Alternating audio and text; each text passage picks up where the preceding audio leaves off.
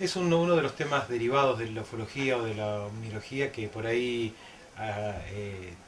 digamos, tiene su particularidad y su encanto en cual se puede investigar sobre el terreno. Digamos, es algo tangible, no es como el fenómeno ovni, por ahí que uno se tiene que basar en una foto o en la credibilidad de un testigo. Acá el hecho está consumado, uno puede caminar, analizar las pruebas, tomar los vegetales, clasificarlos, analizarlos, etcétera, ¿no? Es un fenómeno que se vio a partir de los años 60 contemporáneamente. Comenzó en Australia, se aparecieron unos círculos que parecían no ser relacionados, hechos por humanos, sino que parecía algo natural, un peinado muy natural, sin que los vegetales estuvieran rotos y demás. Y luego ese fenómeno se fue expandiendo a otros países, o por lo menos es lo que parecía que estaba ocurriendo, que cada vez aparecían reportes en nuevos países. Y a mediados de los 80 comenzó una complejidad mayor todavía. O sea, lo que eran meros círculos pasaron a ser ya dibujos más complejos, geometría sagrada, fractales, número áureo, es decir, una compleja, digamos, matemática y geometría que se encuentra en las galaxias, en las cosas más pequeñas. Cuando miramos, por ejemplo, un copo de nieve, esa perfección se encuentra en los círculos. Y los investigadores han empezado después, con el tiempo, a analizar o poder reconocer cuáles de ellos pueden llegar a ser auténticos y cuáles de ellos no. Hay algunos hechos por humanos, los cuales son fáciles de identificar por una cuestión del análisis de campo, ¿no?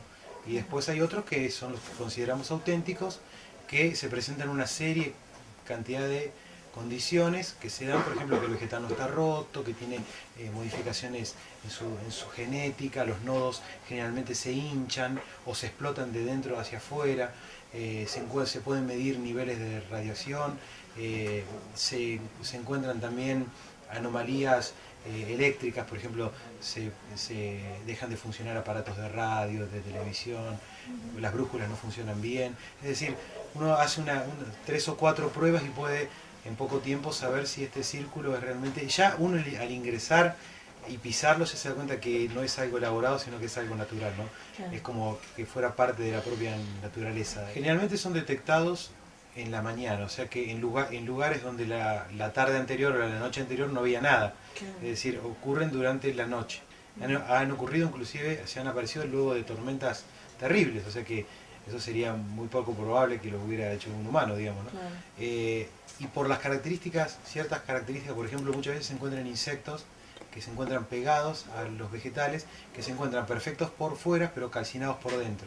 Esto nos da la sensación de que a los investigadores que la fuerza que estuvo actuando ahí fue muy rápida, porque claro, si no, cualquier insecto se hubiera apartado del peligro que estuviera ahí.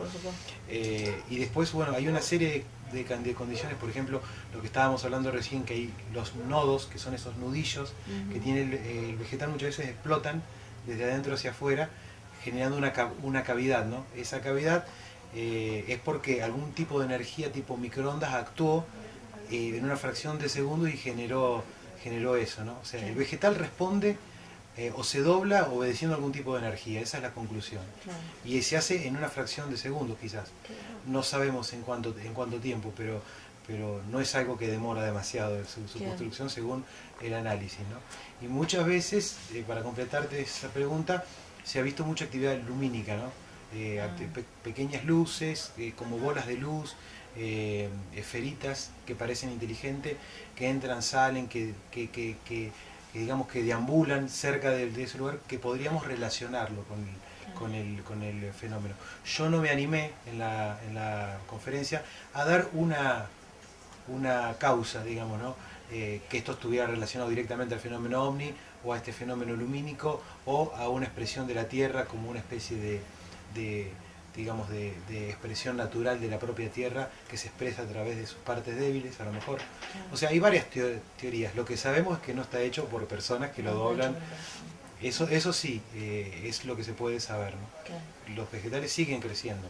Es decir, supóngase un campo donde aparece un círculo, sí, generalmente estos círculos saben medir entre 80 metros, 100 metros es el promedio, pero hay algunos que llegan hasta 500 metros, es decir, estamos hablando de medio kilómetro de extensión. El resto del cultivo se encuentra perfecto, pero el lugar donde los vegetales que están involucrados en el círculo se encuentran doblados y siguen creciendo de manera natural. Generalmente el curioso o el investigador es el que termina lastimando el cultivo.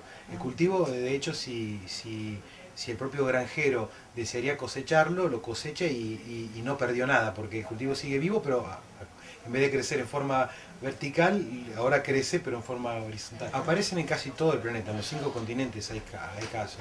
Hay un lugar en particular que se lleva una gran cantidad de estos casos, que es una provincia, un condado, que es Wiltshire, en Inglaterra, en el sur oeste de Inglaterra. En ese lugar, por alguna cuestión, quizás podemos pensar que un lugar específico en el planeta, una zona específica en el planeta, que como el ser humano debe tener sus puntos energéticos, sus lugares especiales, ¿no? Se expresa con mayor asiduidad este fenómeno. Pero se han dado casos en los 5 continentes, en todo el planeta. Acá en la Argentina hay algunos casos, recientemente en Brasil también, en México, o sea, se dan en todos lados hay generalmente. Algunos más complejos, otros menos complejos, algunos menos círculos, simples, algunos pequeños de 20 metros, 25 metros.